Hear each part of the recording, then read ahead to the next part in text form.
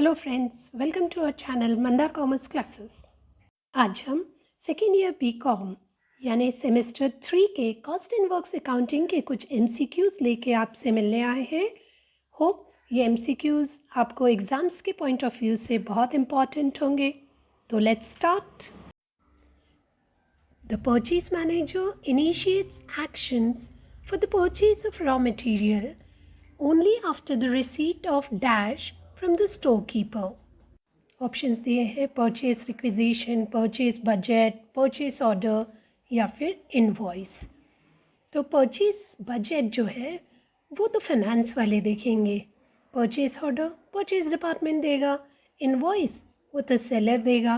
तो right answer is answer number 1, purchase requisition. Next, cost unit for hospital is, options उन्होंने दिए हुए हैं नंबर, पैसेंजर, पर बेड या फिर पेयर। यूजुअली हम लोग जब गाड़ियाँ खरीदते हैं या ऑटोमोबाइल की जब हम बात करते हैं तो वो नंबर में डिक्लेयर किया जाता है। ट्रांसपोर्ट की अगर बात करें तो पैसेंजर में डिक्लेयर किया जाता है, और शूज़ वगैरह देखा जाए तो पेयर में। पर अगर हॉस्पिटल की बात की जाए तो पर बेड हमें बिल लगाता है। तो हॉस्पिटल के लिए कॉस्ट यूनिट क्या होगा? Per bed. So the correct option is option number 3, per bed. अगला देखते हैं, pins, screws, nuts and bolts are example of dash. उन्होंने दो ऑप्शंस दिए हैं, डायरेक्ट मटेरियल या फिर इनडायरेक्ट मटेरियल। डायरेक्ट मटेरियल वो होता है जिसको हम डायरेक्टली प्रोडक्शन के साथ रिलेट कर सकते हैं या फिर जो फाइनल प्रोडक्ट में अपनी अहमियत दिखाता है। तो पिन, स्क्रू, नट्स हम फाइनल प्रोडक्ट में देख सकते हैं क्या? नहीं, भले ही वो बहुत काम के हो लेकिन हम उसे फाइनल प्रोडक्ट के साथ एसोशिएट नहीं कर सकते। तो pin, screw, nuts and bolts ये किसके एग्जाम्पल हो गए? ये एग्जाम्पल हो गए इनडायरेक्ट मटीरियल के। So the correct option is option number 2, indirect material. Next question. Usually dash is given for small quantities. The options they have given us is quotation and tender, which are the most important two options that they have given in this. अगर हमें थोड़ी सी चीज़ें खरीदनी है, मतलब small quantities में, तो हम क्या मंगाएंगे? कोटेशन। और अगर बहुत सारी चीज़ें, ढेर सारी चीज़ों की हमें ऑर्डर वगैरह देनी है तो हम उसके लिए मंगाते हैं टेंडर। तो करेक्ट ऑप्शन क्या हुआ? Option number 1, which is quotation. आगे बढ़ते हैं, direct material plus direct labour plus direct expenses is equals to dash. यहाँ पे डायरेक्ट मटेरियल अगर हम डायरेक्ट लेबर के साथ और डायरेक्ट एक्सपेंसेस के साथ ऐड करते हैं तो हमें क्या मिलेगा? तो उन्होंने हमें यहाँ पे ऑप्शंस दे के रखे हुए हैं, which is works cost, prime cost, total cost या फिर कॉस्ट ऑफ प्रोडक्शन। याद रखिए ये तीनों को अगर हम ऐड करते हैं तो हमें मिलता है prime cost. Next, cost unit for building is dash. Cost unit means cost in relation to a unit. अब बिल्डिंग के लिए उन्होंने हमें ऑप्शंस क्या क्या दे के रखे हुए हैं? तो स्क्वायर फीट, नंबर्स, पे या फिर टन। टन हम ऐसे कह सकते हैं कि 2 टन शक्कर, 2 टन चावल, इस तरीके से हम कह सकते हैं। पेयर, जूतों को हम पेयर में काउंट कर सकते हैं।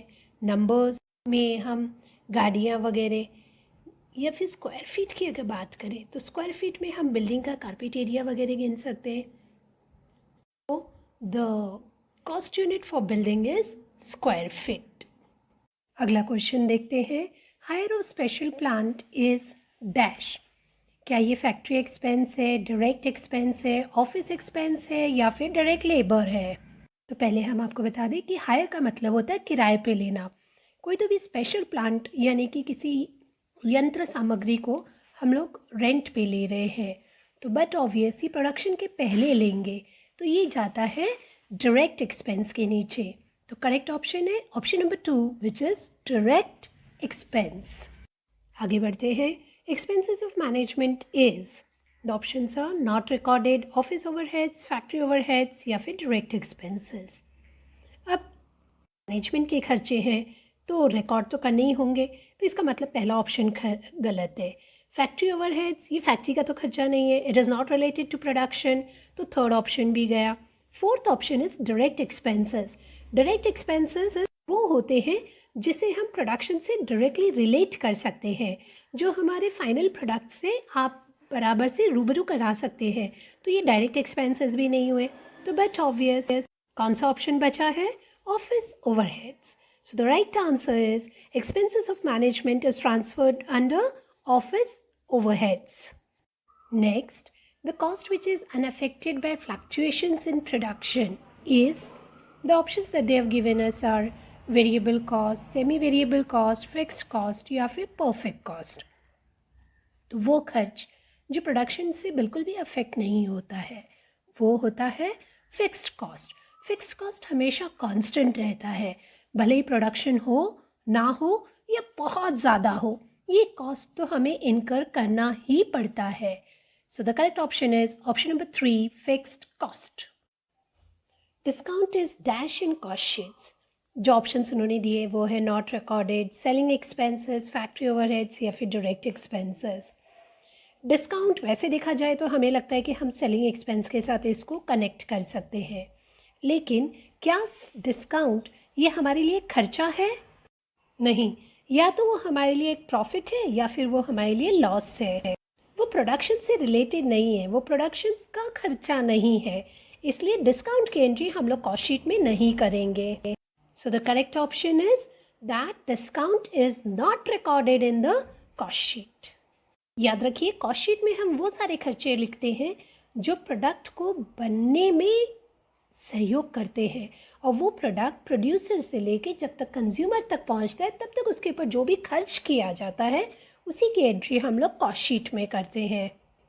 चलो कुछ न्यूमेरिकल्स भी देख लेते हैं।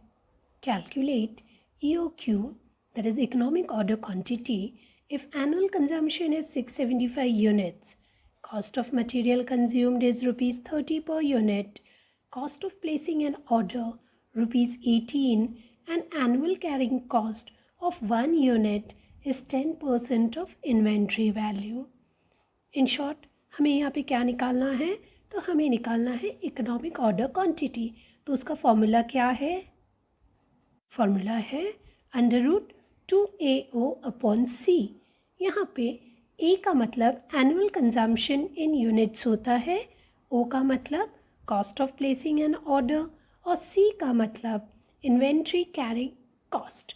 तो इस फॉर्मूले में हम लोग सारी वैल्यूज़ डाल देते हैं। अब ये हो गया √2 × 675 × 18/30 × 10%। तो इसका मतलब हमें 30 का 10% निकालना है, और ऊपर जो दी हुई वैल्यूज़ है उन सबको मल्टीप्लाई करना है। हमें मिला √24,300 डिवाइडेड विथ 3। डिवाइड करने पे हमें मिलता है √8,100। रूट हटा दो तो इसका हमें आंसर मिलता है 90 यूनिट्स। याद रखिए, इकोनॉमिक ऑर्डर क्वांटिटी हमेशा यूनिट्स या केजीज, जो भी मेजरमेंट का बेस होगा, डिनोमिनेशन होगा, उसके हिसाब से हमें यहाँ पे लिखना होगा। तो इस क्वेश्चन का आंसर क्या हुआ? 90 units. Next, if closing stock is 30,000, purchases is 15,000 and opening stock is 40,000, how much is the cost of material consumed? Options दिए हुए 15,000, 25,000, 40,000 और 5,000। यहाँ पे हमें एक छोटी सी वर्किंग नोट करनी पड़ेगी, तो देखते हैं। तो एक छोटा सा फॉर्मूला यूज़ करना है जो है कॉस्ट ऑफ मटेरियल कंज्यूम्ड का। तो कॉस्ट ऑफ मटेरियल कंज्यूम्ड कैसे निकाला जाता है? Opening stock plus purchases minus closing stock. लेकिन देखिए, सम में उन्होंने क्या किया है, क्लोजिंग स्टॉक पहले दिया है, तो थोड़ी सी आपको सावधानी बरतनी पड़ेगी। पहले ओपनिंग स्टॉक की वैल्यू डाल दो, उसमें परचेसेस ऐड कर दो और माइनस क्लोजिंग स्टॉक करते हैं। तो क्या हो जाएगा? 40,000 प्लस 15,000 माइनस 30,000। आंसर आता है 25,000। सो the correct option is option number 2, 25,000। आज के लिए इतना ही बस, हम आपसे विदा लेते हैं। पर हाँ, अगर आप चैनल पे नए हैं तो चैनल को सब्सक्राइब करना मत भूलिए, क्योंकि इसी तरह के नए नए MCQs और नए वीडियोस के साथ हम आपसे मिलने ज़रूर आएंगे। तब तक के लिए बाय।